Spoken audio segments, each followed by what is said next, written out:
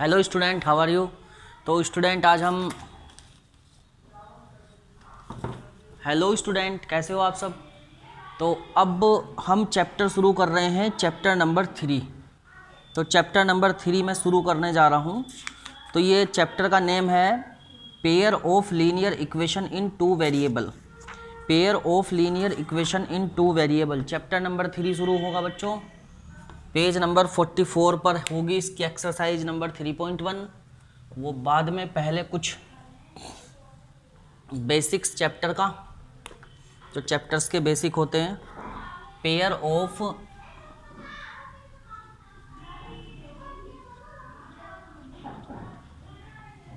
Linear equation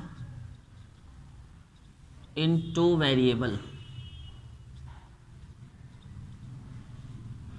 तो यहाँ पर आपको हमने पहले ही बता दिया कि वेरिएबल्स क्या होते हैं। वेरिएबल एल्जेब्रिकल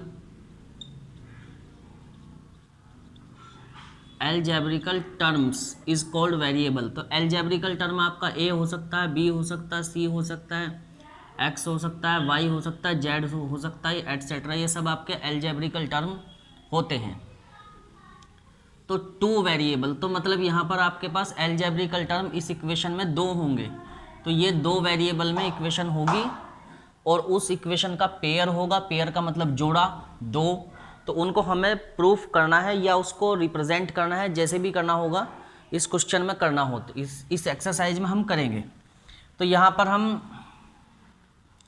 एग्जाम्पल ले लेते हैं।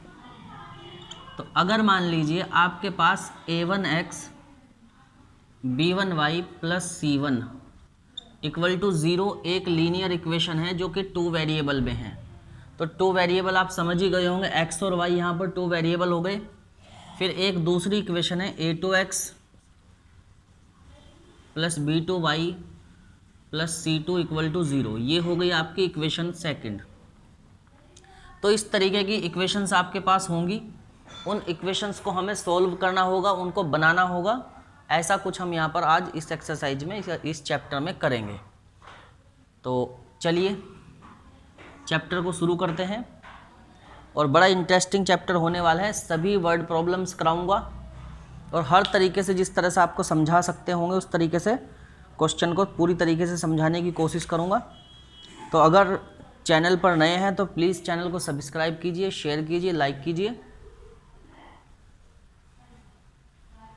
तो स्टूडेंट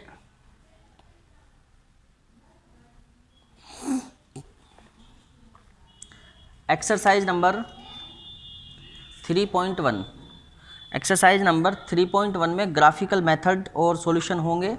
तो पहले हम ये देख लेंगे कि चैप्टर में क्या क्या है।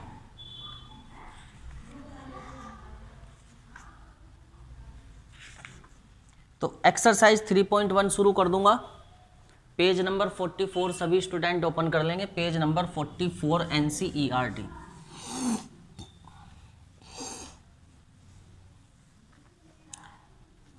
Page number 44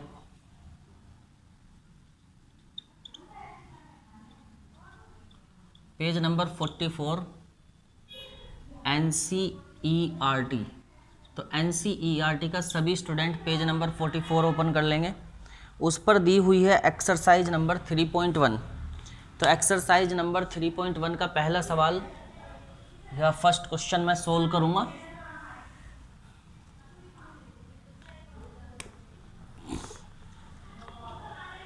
exercise number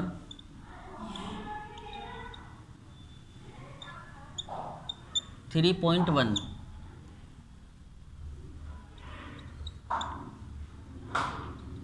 page number 44 NCERT। First question इसका मैं ले रहा हूं।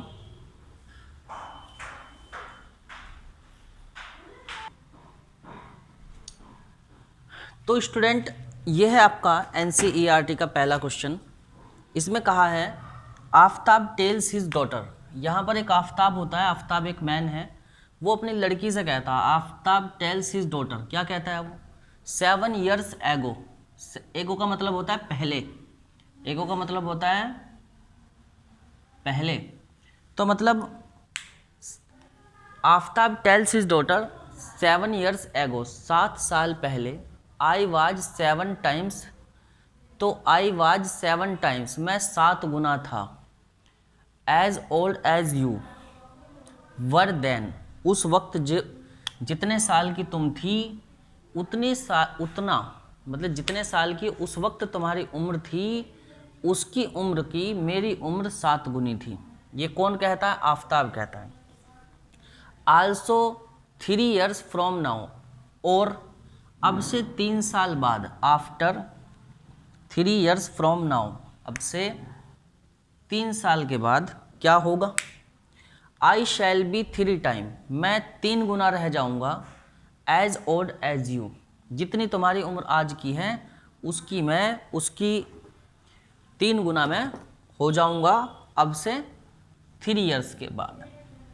तो इसको हमें, इस सिचुएशन को ग्राफिकली और एल्जेब्रिकली और ग्राफिकली इसको हमें रिप्रेजेंट करना है, इस सिचुएशन को। तो इस क्वेश्चन को सॉल्व करने के लिए let age of Aftab equal to x years। मान लीजिए कि जो आफ्ताब की उम्र है वो x years है, एंड एज ऑफ हिज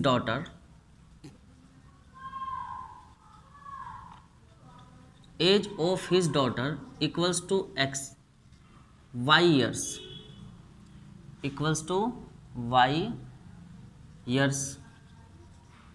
तो मान लेते हैं हम कि आफ्ताब की जो उम्र है वो x years है और उसकी लड़की की जो उम्र है वो y year के बराबर है। तो कहते क्या है कि फर्स्ट कंडीशन को मैं अंडरलाइन कर दूंगा जिससे कि वो फर्स्ट कंडीशन अच्छे से क्लियर हो जाए। 7 years एगो, 7 साल पहले, I was 7 time as old as you were then, जितनी तुम्हारी 7 साल पहले की उम्र थी उस वक्त मेरी उम्र तुम्हारी उम्र की 7 गुनी थी। तो अब हमें इसको करने के लिए क्या करना होगा? Age of both before 7 years। तो क्योंकि एक्स वाई जो है वो यहाँ पर इसकी प्रेजेंट एज है आफ्ताब की और उसकी लड़की की, तो 7 साल पहले एज कितनी होगी आफ्ताब की और उसकी लड़की की? क्योंकि पहले है तो x - 7 एंड y - 7 हो जाएगी। तो 7 साल पहले दोनों की उम्र जो होगी वो x - 7 और y - 7 होगी। फ्रॉम फर्स्ट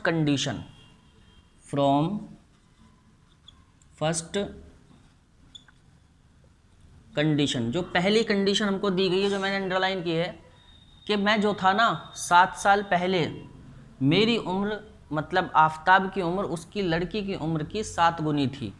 तो एक साइड में हम आफ्ताब की उम्र को रखेंगे, दूसरी साइड में हम लड़की की उम्र को रखेंगे।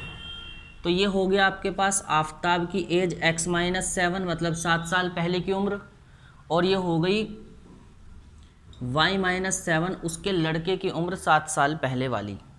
तो ये है आफ्ताब, ये अपनी लड़की की उम्र से 7 गुना उम्र का है। तो अब हम यहाँ करते हैं कितने से मल्टीप्लाई? 7 से मल्टीप्लाई हम इधर कर देंगे, जिससे कि आफ्ताब की और उसकी लड़की की उम्र जो होगी वो बराबर हो जाएगी। तो यहाँ पर मैंने 7 से मल्टीप्लाई कर दिया। तो चलो सोल्व कर लेते हैं। x - 7 equal to 7y - 49। 7 की मल्टीप्लाई हो गई, 7 है, y - 7 7 जब 49 हो गया। तो अब ये 7 इधर ट्रांसफ़र कर लीजिए, या 49 - 7 को दोनों को इधर ट्रांसफ़र कर लीजिए। तो मैं इन दोनों को इधर ही ट्रांसफ़र कर लेता हूँ।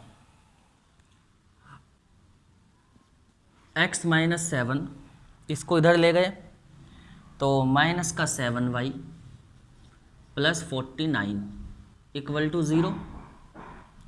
तो क्या हुआ बच्चों? x - 7y प्लस 49 में से हमने 7 को सब्ट्रैक्ट कर देंगे तो कितना बचेगा? 42। तो ये हो गया आपके पास 42 इक्वल टू 0। तो ये हो गई आपकी फर्स्ट इक्वेशन। तो इसको कहेंगे हम फर्स्ट इक्वेशन। अब इसके बाद क्या क्या कहता है Aftab, I shall be 3 times as old as you will be. तो अब से 3 साल के बाद, अब से 3 साल के बाद मेरी जो उम्र होगी, अब मतलब आफताब की जो उम्र होगी वो उसकी लड़की की उम्र की 3 गुनी रह जाएगी। तो जैसे कि पहले हमने क्या किया था, आफताब की उम्र को x माना था, उसकी लड़की की उम्र को y माना था, तो 7 साल पहले दोनों की उम्र कितनी हो गई थी, x-7 और y-7 हो गई थी। तो इसीलिए लड़की की उम्र को हमने 7 से मल्टीप्लाई कर दिया जिससे कि आफताब की और उसकी लड़की की उम्र बराबर हो गई। तो x-7 का मल्टीप्लाई अंदर कर देंगे, 7y-49। तो इस तरीके से x-7 इधर आके ये 7y प्लस वाला इधर माइनस में हो गया, 49 प्लस में हो गया। तो 49 से मैंने 7 सब्ट्रैक्ट कर दिया, 42 बच गया, x-7y प्लस 42 इक्वल टू 0। तो ये आपकी फर्स्ट इक्वेशन बन गई। तो मैं इतना पार्ट आपका सब मिटा दूंगा, फिर उसके बाद आगे क्वेश्चन को कंटिन्यू करूंगा। तो प्लीज़ जो स्टूडेंट स्क्रीनशॉट लेना चाहते हैं वो स्क्रीनशॉट ले लेंगे। तो जहाँ तक मुझे लगता है स्क्रीनशॉट ले लिया गया होगा। अब मैं इधर से इसको मिटा दे रहा हूँ।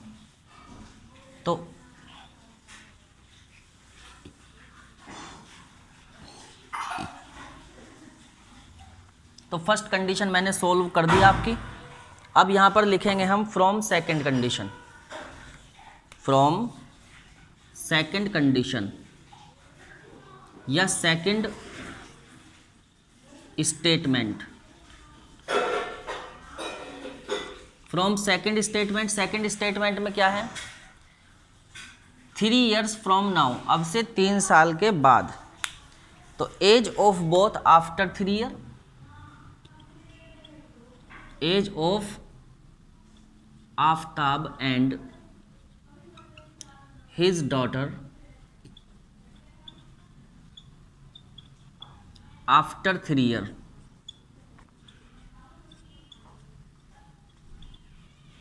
तो बच्चों 3 years अब से 3 साल के बाद दोनों की उम्र कितनी होगी कि आफ्ताब की तो x+3 होगी और उसकी लड़की की y+3 के बराबर होगी।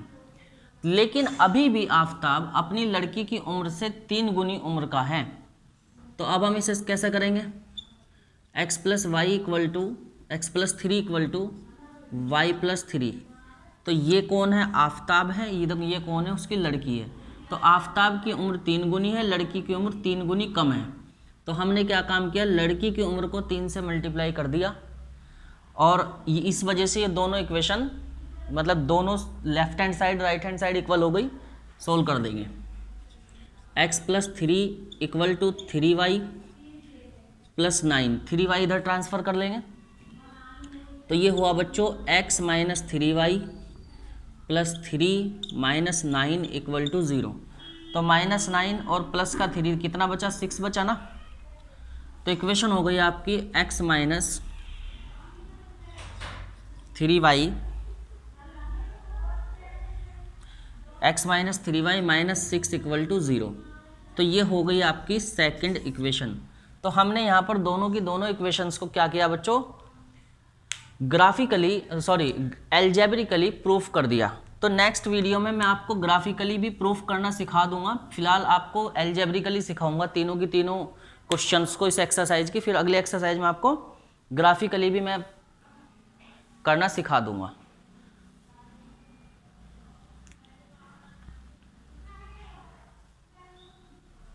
अब इसके बाद क्वेश्चन नंबर 2। तो स्टूडेंट क्वेश्चन नंबर 2 में है the coach of cricket team. एक कोच होता है क्रिकेट टीम का, होती है, लड़की है वो। The coach of cricket team buys 3 bat and 6 balls. तो वो क्या काम करती है कि 3 बैट और 6 बॉल खरीदती है। कितने रुपए में खरीदती है, 3900 रुपीज़ में वो खरीदती है। उसके बाद लेटर सी बाइज अनदर बैट, मतलब एक बैट और खरीदती है और 3 बॉल खरीदती है सेम काइंड के। कितने रुपए के खरीदती है, 1300 रुपये के।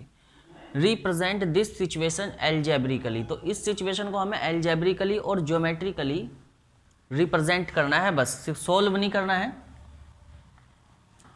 तो हम मान लेते हैं, लेट कर लेते हैं, लेट द कॉस्ट ऑफ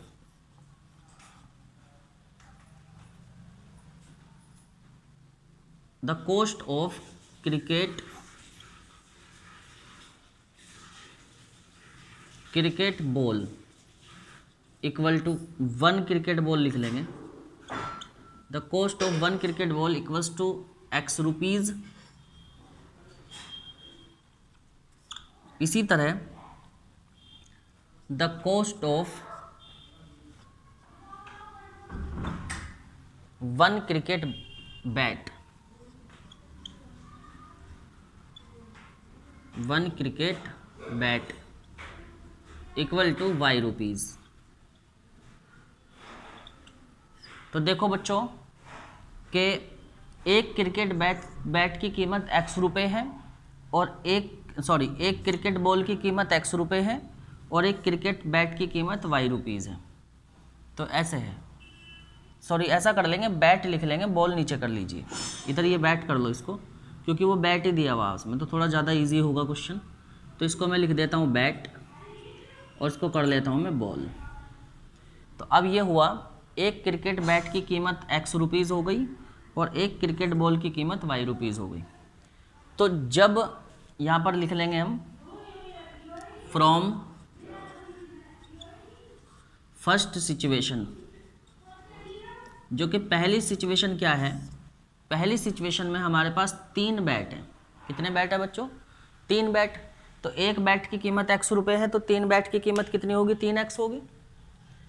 जैसे कि एक बैट की कीमत x रुपये है, तो 3 बैट की कीमत कितनी होगी? 3x रुपीज़ प्लस, अब 6 बॉल उसने खरीदी, तो एक बॉल की कीमत कितने रुपीज़ है? y rupees. तो 6 बॉल की कीमत कितनी होगी बच्चों? 6y। तो 6y इक्वल टू कितना रुपया उसने पे किया? 3900 किया ना, तो ये सब मिला के 3900 रुपीज़ हो जाएगा। ये आपकी फर्स्ट इक्वेशन बन गई। उसके बाद उसने क्या किया? लेटर, उसके बाद उसने एक बैट और ख़रीदा, मतलब यहाँ अनदर बैट का मतलब है कि एक बैट उसने यहाँ पर ख़रीदा और 3 उसने बॉल खरीदी। तो एक बैट की कीमत हम जानते हैं x रुपीज़ है, यहाँ लिख लेंगे फ्रॉम सेकंड सिचुएशन।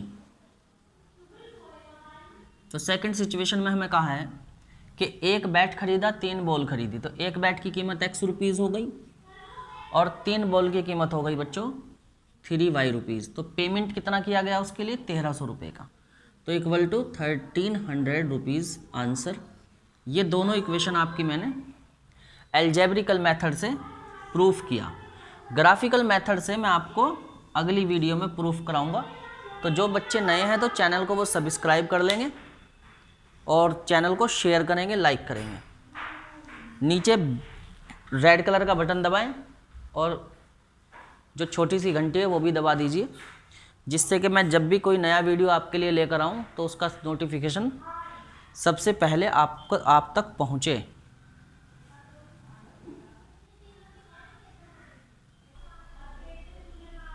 तो बच्चों आपका एनसीईआरटी का क्वेश्चन नंबर 3 है, the cost of 2 kg apples. तो 2 kg मतलब 2 kg, तो 2 kg एप्पल और 1 किलो ग्रेप्स की कीमत एक दिन कितनी थी? 160 रुपये थी मार्केट के अंदर। एक महीने बाद क्या हुआ? After a month the cost of 4 kg apples. तो मतलब एक महीने के बाद 4 kg एप्पल और 2 kg ग्रेप्स की कीमत हो गई 300 रुपीज़। तो हमें रिप्रेजेंट क्या करना है? इस सिचुएशन को एल्जेब्रिकली और ग्राफिकली ज्योमेट्रिकली हमको इसको रिप्रेजेंट कराना है। तो लेट कर लेंगे, let the cost of 1 kg Apple,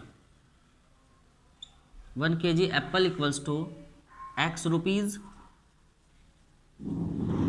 बिल्कुल इसी तरीके से the cost of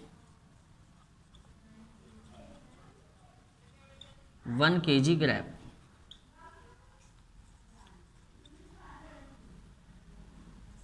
1 kg grapes equals to y rupees. तो ऐसा हमने माना।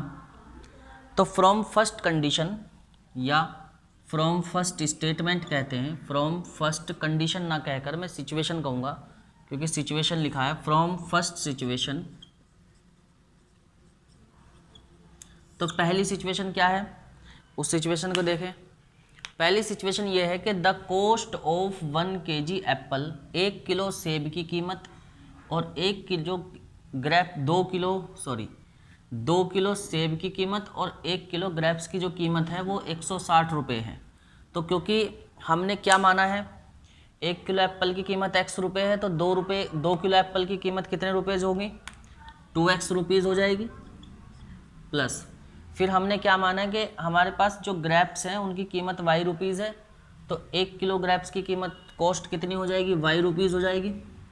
इक्वल टू कितने रुपए के आएंगे ये दोनों चीज़ें, उस दिन मार्केट से जब हमने खरीदा था तो 160 रुपये का आए थे, तो 160 रुपीज़ लिख देंगे। ये हो गई इक्वेशन फर्स्ट। उसके बाद आफ्टर 1 मंथ, तो आफ्टर 1 मंथ सेकंड कंडीशन आ गई ना, तो फ्रॉम सेकंड स्टेटमेंट, तो यहाँ पर लिखेंगे आप फ्रॉम सेकंड स्टेटमेंट। तो from second statement 4 kg apples हैं, कितने एप्पल हैं, 4 kg, तो इसके लिए लिखिए आप 4x और प्लस, और ग्रेप्स कितने हैं 2 kg, तो उसके लिए लिखिए 2y, तो इक्वल कितने रुपीज़ के हैं वो 300 रुपीज़ के। तो ये बन गई आपकी सेकंड इक्वेशन। तो हमने यहाँ पर तीनों की तीनों इक्वेशन को तीनों की तीनों इक्वेशन को हमने एल्जेब्रिकली प्रूफ करना आज सीखा। तो कल के वीडियो में मैं आपको इनको ज्योमेट्रिकली प्रूफ करना, मतलब कि ग्राफिकली प्रूफ करना, मैं इनको कल आपको सिखाऊंगा।